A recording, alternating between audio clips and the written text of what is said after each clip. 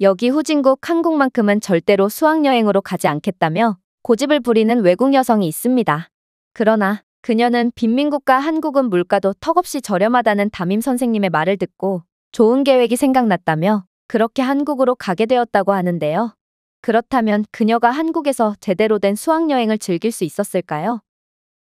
안녕하세요. 저는 중국 출신의 슈잉이라고 합니다. 저는 현재 중국에서 고등학교를 다니고 있는 학생인데요.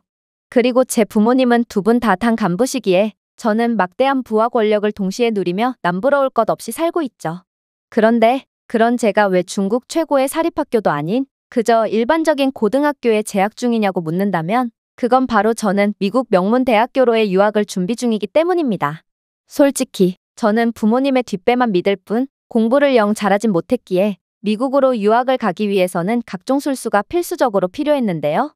그래서 저는 성적 조작이나 위조가 쉬운 중국의 일반적인 고등학교로 진학하게 된 것이죠. 물론 저는 이곳 고등학교에서 거의 왕처럼 군림했고 나름의 만족스러운 시간을 보낼 수 있었습니다. 그러다 저는 이곳 고등학교에서 수학여행을 가게 되었습니다. 그런데 이곳은 중국의 중산층 학생들이 다니는 학교다 보니 수학여행도 구질구질한 중국 국내 여행을 간다는 거 아니겠어요? 중국에서는 상위 1%쯤은 되어야 겨우 해외여행을 할 수 있을 만큼의 돈을 벌기 때문에 이러한 국내로의 수학여행이 이상한 것은 아니었으나 저는 이들과는 태생부터가 달랐기에 고등학교에서 단 한 번뿐인 수학여행을 국내 여행 따위로 만족할 수 없었는데요. 결국 저는 무소불위의 권력을 이용해 저만 특별히 해외 수학여행을 떠나게 되었습니다. 그리고 그렇게 가게 된 곳은 다름 아닌 한국이었어요. 사실 저는 한국도 그다지 가고 싶지 않았습니다. 한국은 중국의 속국이기에 사실상 중국의 다운그레이드 버전과 다름없는데 그런 한국에 도대체 무슨 이유로 간다는 말인가요? 그러나 저는 2박 3일의 국내 여행을 떠난 다른 학생들과의 일정을 맞춰야만 했기에 중국에서 가장 가까운 국가인 한국밖에 선택지가 없었습니다. 그렇게 저는 마지못해 한국으로 떠나게 되었죠. 학교 측에서는 특별히 저와 친하게 지내던 담당 선생님까지 붙여주었고 그렇게 저는 이왕 한국에 가는 거 중국의 한국과는 급이 다른 부유함을 보여주며 중국을 우러러보게끔 하기로 다짐하며 발걸음을 옮겼는데요. 또한 담당 선생님께서도 한국은 매우 가난한 빈민국이고 한국인들은 중국인들에게 콩고물이라도 받아먹으려고 쉴 새 없이 머리를 조아리는 배알도 없는 민족이라며 그런 한국에 가서 자존감이나 충전하자며 너스레를 떨더라고요. 그러면서 가난한 한국의 물가는 중국보다 3배는 저렴하니 환전도 최소한으로 해서 가면 된다는 정보까지 알려주더군요. 그렇게 저는 가난한 우범국가 한국에서 표적이 되지 않기 위해 환전도 최소한으로 한 뒤 한국행 비행기에 탑승하게 되었습니다. 그리고 그렇게 공항에 도착하자마자 저는 뭔가 일이 잘못되어 가고 있다는 사실을 알아차리게 되었죠. 왜냐하면 일단 한국의 물가는 선생님이 말했던 것과는 차원이 달랐거든요. 한국의 물가는 어림잡아봐도 중국보다 2배는 비싼 듯 보였고 저는 이러한 황당한 상황에 선생님을 향해 사정없이 눈을 부라릴 뿐이었는데요. 그런데 선생님께서는 공항 물가는 어느 나라든 전부 비싼 거 모르냐며 또한 한국은 사기의 국가이므로 이렇듯 외국인들이 많은 공항의 특성을 이용해 외국인들의 돈을 갈취하는 비열한 수법을 쓴 거라며 혀를 끌끌 차더라고요. 저는 이러한 선생님의 말씀에 그저 반신반의하면서도 중국에서 먹을 때에 비해 2배 이상은 비싼 김치찌개를 먹게 되었습니다. 김치찌개는 분명 중국의 음식이지만 한식당에서 판매하고 있다는 사실이 조금 심기가 거슬리긴 했지만 아무튼 한국에서 판매하는 김치찌개는 수준이 매우 높았고 그렇게 저는 만족스러운 식사를 마치고 공항을 빠져나가기 위해 이동했어요. 저희는 당연히 택시를 이용해서 서울로 향하기로 했습니다. 분명 선생님께서는 가난한 한국은 인건비가 매우 낮은 중국보다도 훨씬 인건비가 낮은 수준 떨어지는 국가라고 했고 그 말은 한국의 택시 요금은 무척이나 저렴할 수밖에 없다는 뜻이었거든요.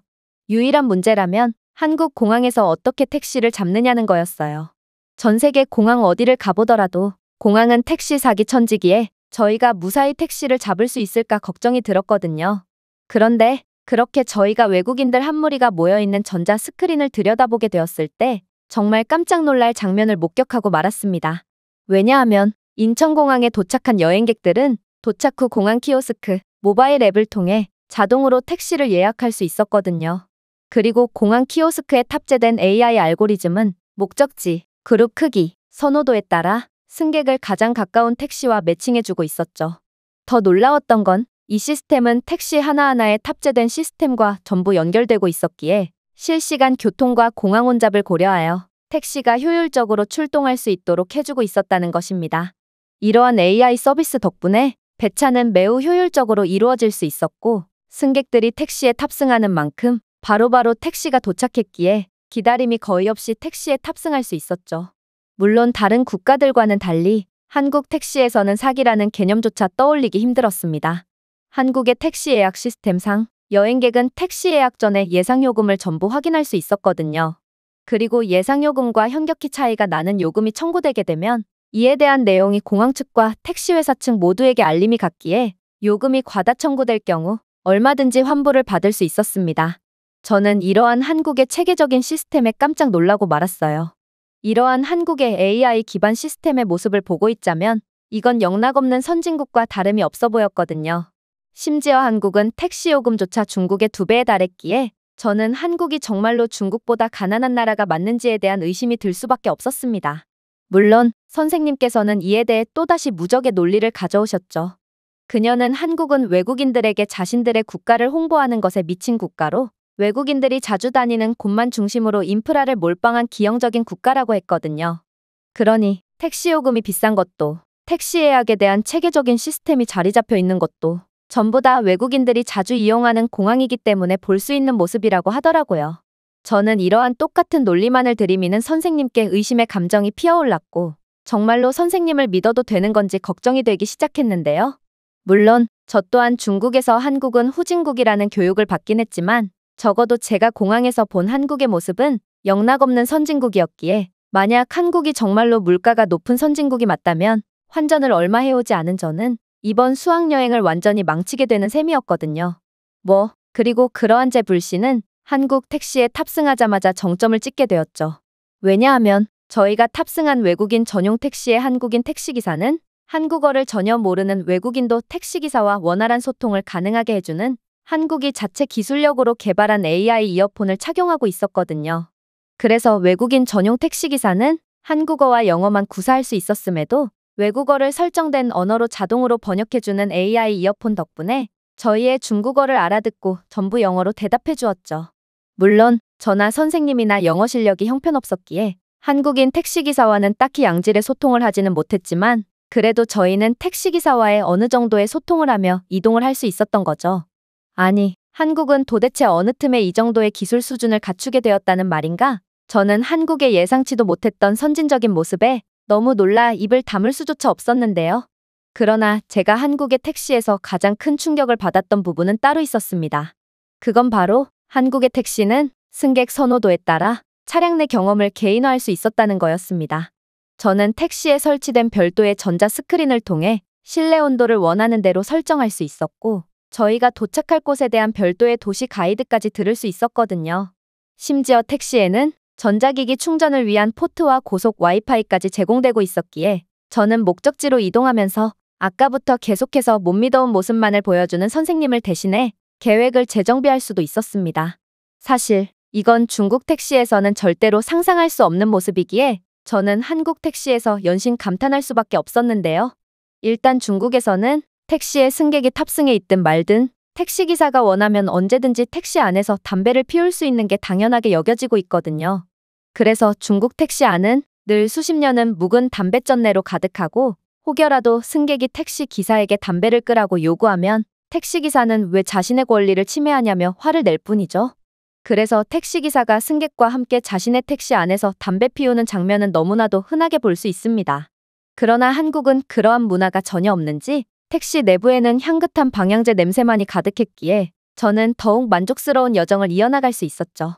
저는 이러한 사소한 장면만 봐도 한국은 중국보다 훨씬 더 선진적인 시민의식과 문화 수준을 가지고 있다고 느꼈지만 도저히 속국 한국이 중국보다 우수하다는 것을 인정할 수 없었기에 그러한 의심이 들 때면 제 머리를 주먹으로 사정없이 내리치며 그러한 생각 자체가 안 나도록 조치를 취할 뿐이었어요. 그렇게 저희는 숙소에 도착하게 됩니다. 그런데 저는 숙소에 도착하자마자 제가 충격적인 위기 상황에 직면했다는 것을 인지하게 되는데요. 왜냐하면 저는 택시에 스마트폰을 두고 내렸거든요. 이건 정말 믿고 싶지 않은 상황이었습니다. 스마트폰에는 택시에서 조사했던 각종 일정들이 존재했고, 또 스마트폰이 없어졌다는 것은 제 SNS에 올릴 사진도 촬영하지 못하게 되었다는 뜻이었기에 이건 그야말로 한 번밖에 없는 수학여행이 시작과 동시에 망해버렸다는 뜻과 다름이 없었거든요. 결국 저는 그 자리에서 오열을 하고 말았죠. 제 스마트폰은 매우 고가였기에 도저히 택시기사가 되돌려줄 것 같지 않았고, 선생님 또한 줄곧 한국은 가난하고 범죄가 만연한 국가라는 말을 해왔기에 차마 제게 스마트폰을 되찾을 수 있을 거라는 말은 못하더군요. 대신 사진은 자신의 스마트폰으로 찍으면 되지 않냐며 위로를 건넸지만 저는 싸구려 중국 휴대폰은 카메라 성능도 형편없다는 것을 잘 알고 있기에 그런 선생님께 다시금 눈알을 부라리며 그깟 싸구려 중국 스마트폰으로는 사진을 안 찍으니만 못하다는 말을 하며 거절을 할 뿐이었죠. 그런데 그렇게 한바탕 소동이 일어날 때쯤 생각지도 못한 일이 벌어지기 시작했습니다. 바로 벼랑간 선생님의 스마트폰이 울리더니 이내 통화를 마친 선생님은 귀신이라도 본 듯한 넋나간 표정을 지으며 충격적인 말을 해오기 시작했거든요. 슈잉, 택시기사가 뒷자리에서 내 스마트폰을 발견했다며 전화를 해오더라. 지금 하차했던 장소로 가면 내 스마트폰을 전달해주겠다고 하네. 이건 정말 말이 안 되는 상황이었습니다. 분명 선생님은 제 스마트폰은 한국인들의 1년 연봉으로도 못 산다며 그런 가난한 한국인들이 이 정도의 고가의 스마트폰을 돌려줄 리가 있겠냐며 위로 같지도 않은 위로를 건네던 차였는데요. 선생님은 고가의 스마트폰에 눈이 돌아간 한국인들은 분명 제게 스마트폰을 다시 돌려줄 리가 없다며 그만 포기하라고 했거든요. 그런데 선생님의 말씀에 따르면 이 택시 기사는 제 스마트폰을 그대로 작물시장에 내다 팔아도 1년치의 연봉을 버는 셈인데 어떻게 제게 스마트폰을 돌려줄 수가 있단 말인가요?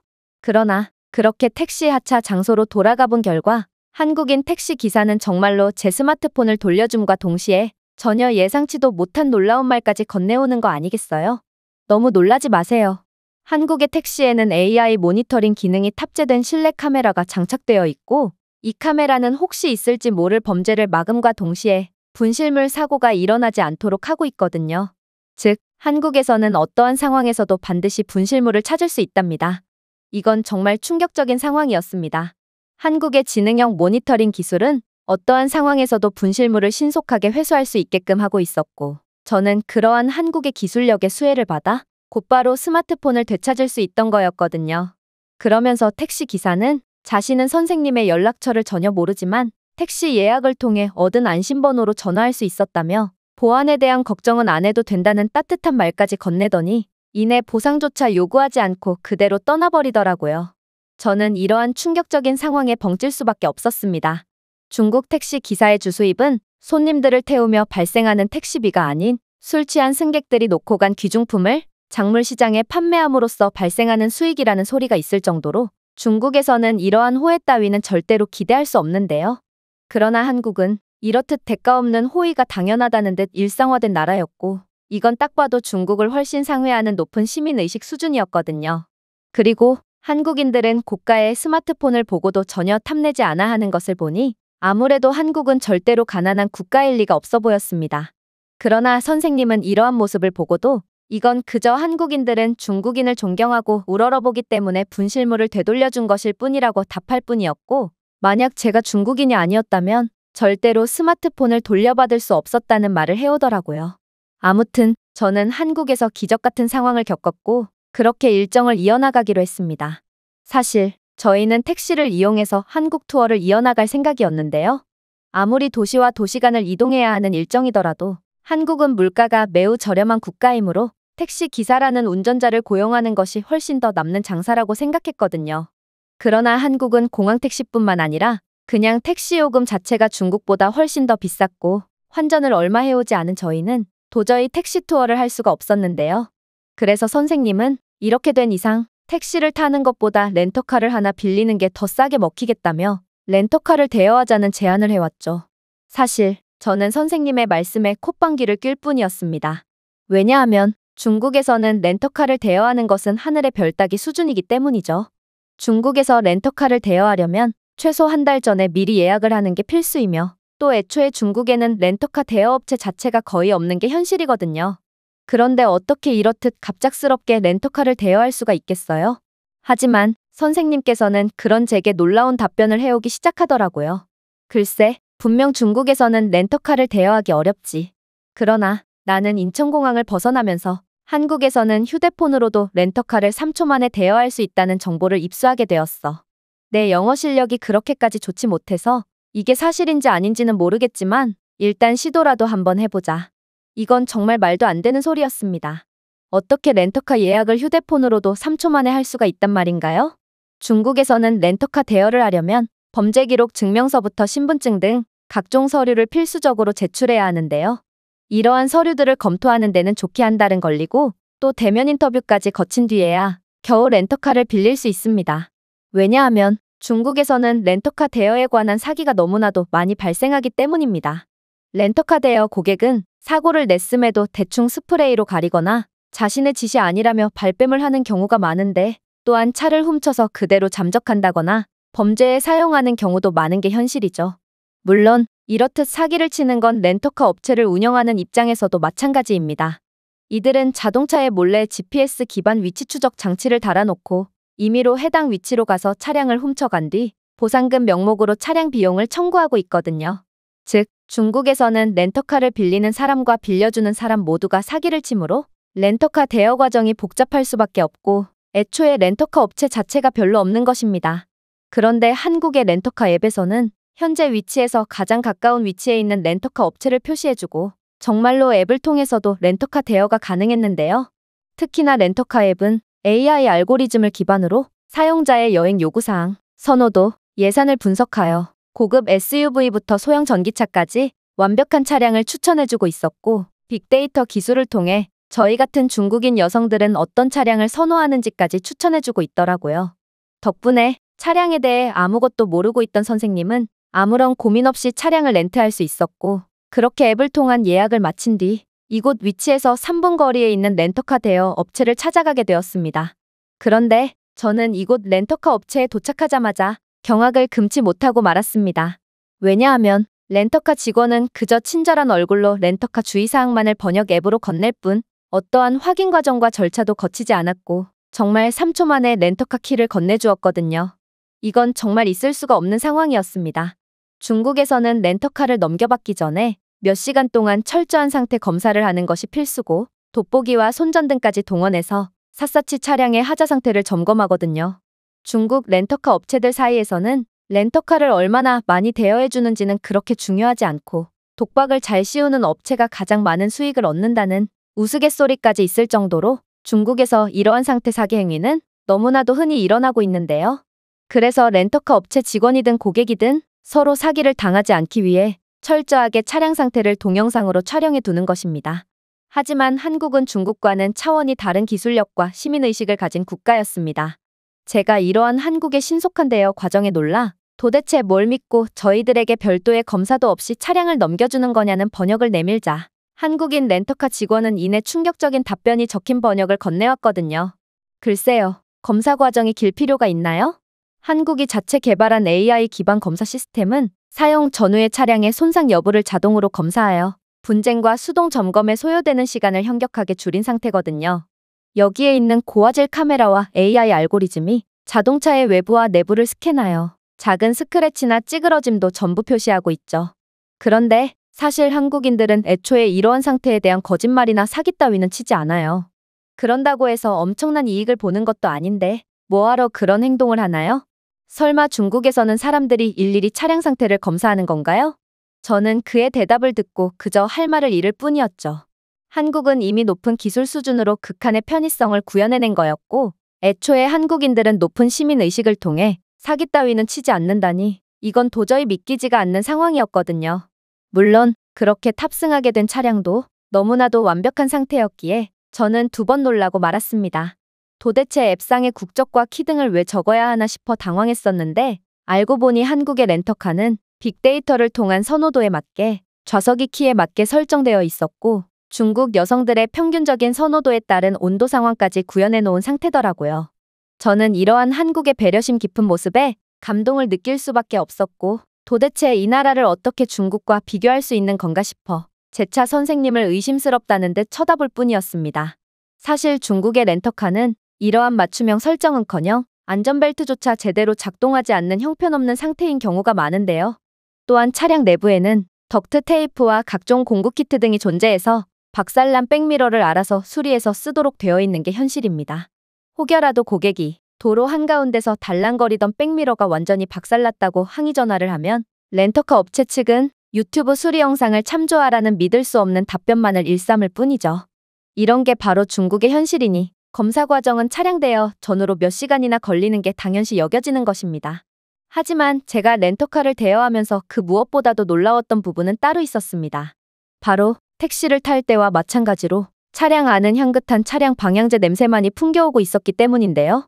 택시는 고정적인 운전자가 있으니 관리를 한다 쳐도 렌터카는 고정적인 운전자도 없는데 어떻게 이러한 쾌적한 상태를 유지할 수 있단 말인가? 저는 이러한 한국 공유 자동차의 모습에 완전히 얼이 빠지고 말았습니다. 중국에서는 남의 차량 안에서 담배를 피우는 건 기본이고 운전을 하다가 소변이 마려우면 아무리 고속도로를 주행 중인 상황임에도 물병이나 비닐봉지에 빠르게 용변을 본 뒤 도로로 던지는 경우도 몹시 흔한데요.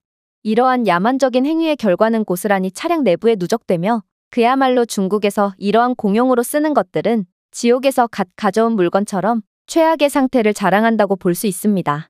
오죽했으면 중국인들은 이러한 공용 차량을 바퀴 달린 쓰레기통이라고 칭할 정도로 중국에서는 남의 것을 극악의 수준으로 함부로 쓰는 문화가 존재하죠. 하지만 한국인들은 내 것이 아님에도 다음 사람을 위해 끝까지 청결하게 물건을 사용하는 높은 수준을 갖고 있던 것입니다. 그렇게 저는 이런저런 생각을 하며 차량에 탑승했고 운전대를 잡은 선생님만 믿고 안전벨트를 매게 되는데요. 그런데 한국에 생각지도 못했던 선진적인 면모의 열등감을 느꼈는지 연신 표정을 찌푸리던 선생님께서는 이내 이것 보라며 한국은 역시나 중국의 속국이 맞았다며 박장대소를 하는 거 아니겠어요?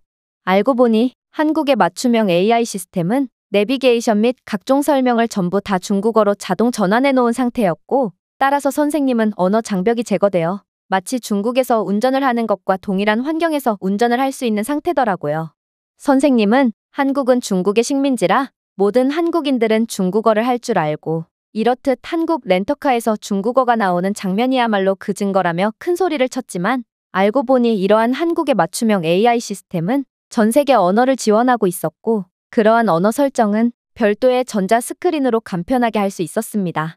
그러나 저는 이 모든 사실을 알았음에도 운전대를 잡은 선생님을 자극해서 좋을 건 하나도 없겠다는 생각을 할 뿐이었는데요.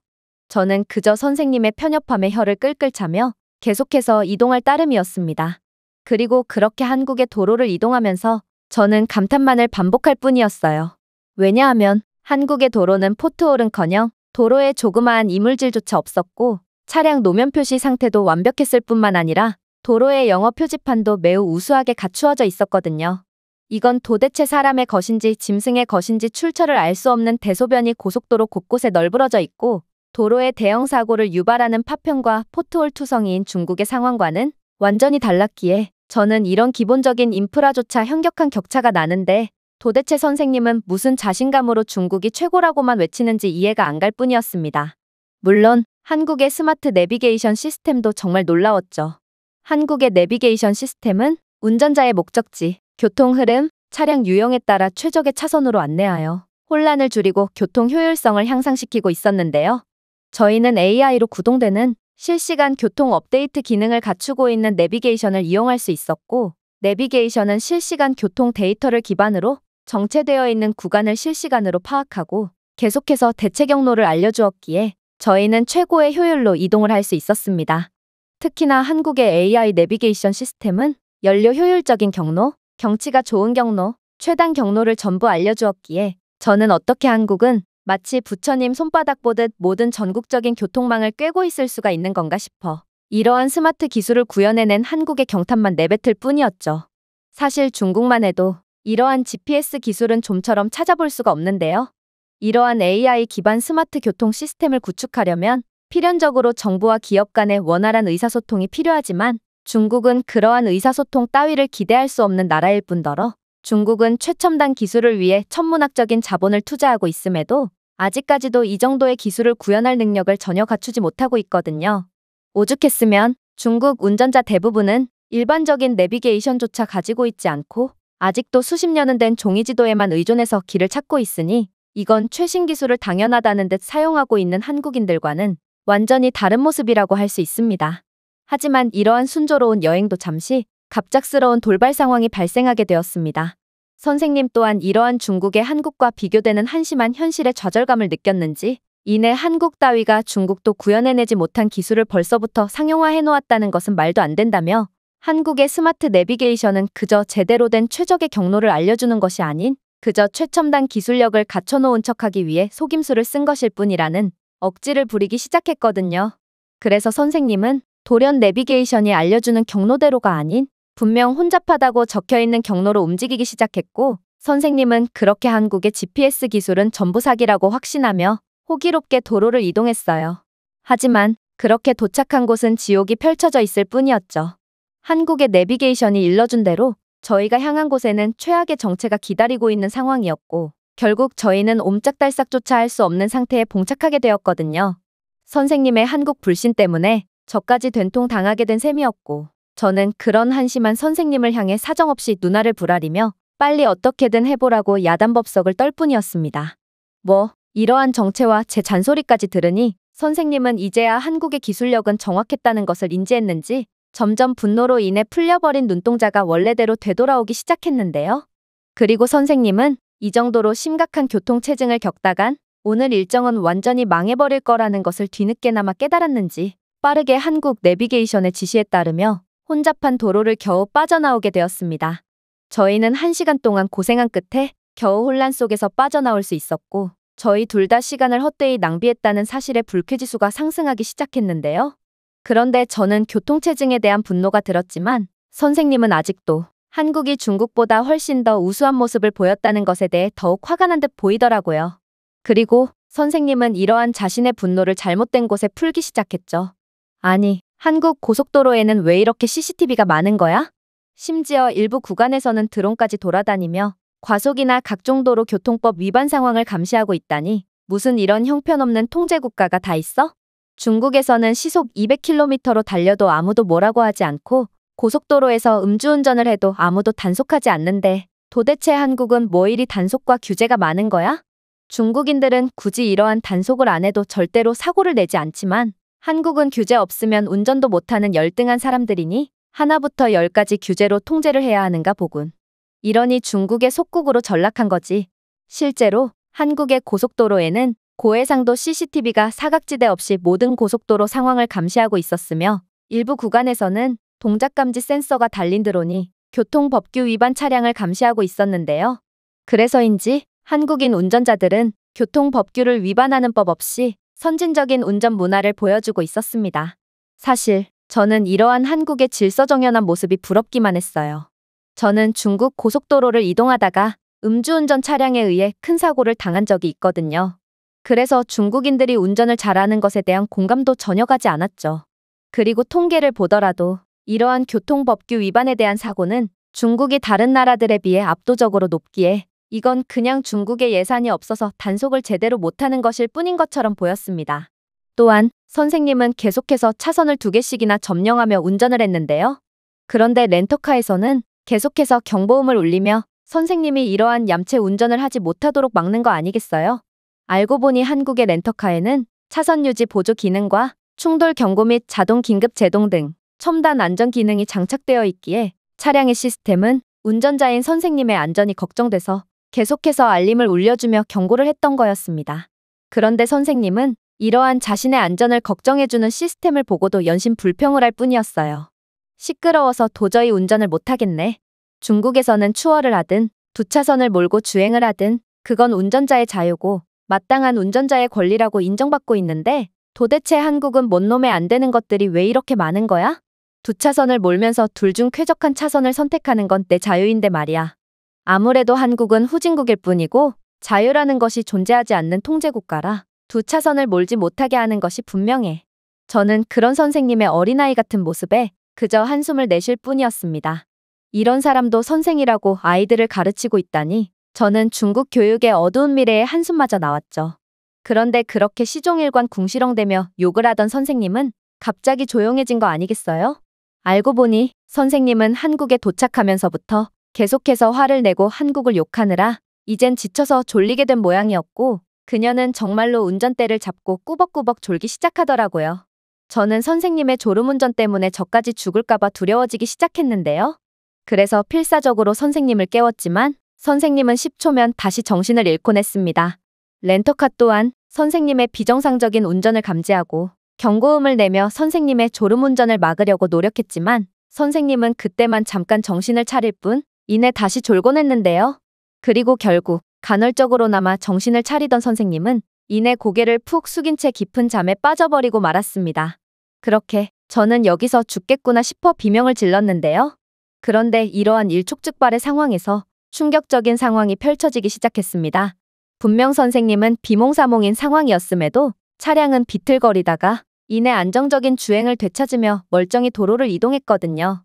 알고 보니 한국의 웬만한 차량들은 졸음운전을 하는 운전자에게 경고 알림을 주고 일정량 이상 알림을 울리면 자동으로 자율주행 기능을 발동하는 기능이 존재한다고 했는데요. 저는 이러한 한국의 놀라운 최첨단 기술 덕분에 목숨을 건진 셈이었고 그렇게 아직도 정신을 못 차리는 선생님을 보고 도저히 참을 수가 없어서 선생님의 등짝을 사정없이 내려쳐 버렸습니다. 정말로 한국의 기술력 덕분에 위기를 빠져나간 게 몇 번인지 또 선생님의 무식한 한국 무시 때문에 위기에 빠진 적이 몇 번인지 저는 이제 한국은 선진국이 확실하다는 생각을 가질 수밖에 없었죠. 하지만 이렇듯 제 한국에 대한 생각이 완전히 바뀌긴 했지만 이미 상황은 돌이킬 수가 없을 정도로 늦은 상태였습니다. 왜냐하면 저는 선생님의 말만 믿고 턱없이 적은 금액만을 환전해왔기 때문에 한국에서 사용할 수 있는 돈은 거의 없었거든요. 선진국 한국의 물가는 그들의 수준처럼 엄청나게 비쌌고 중국보다 2배는 비싼 한국의 물가를 감당하기엔 제가 가진 돈은 터무니없이 적었습니다. 물론 중국에서는 교사 월급이 40만 원밖에 안 되기에 선생님도 한국에서 뭔가를 구매할 여력이 되지 않았고 그렇게 저희는 한국을 무시했던 대가로 편의점만을 전전하며 가난하게 한국 여행을 이어나갈 뿐이었습니다. 제가 준비해온 내용은 여기까지입니다. 끝까지 시청해주셔서 진심으로 감사드리며 여러분들의 구독과 좋아요, 알림 설정은 영상 제작에 큰 힘이 됩니다. 이상 세모튜브였습니다.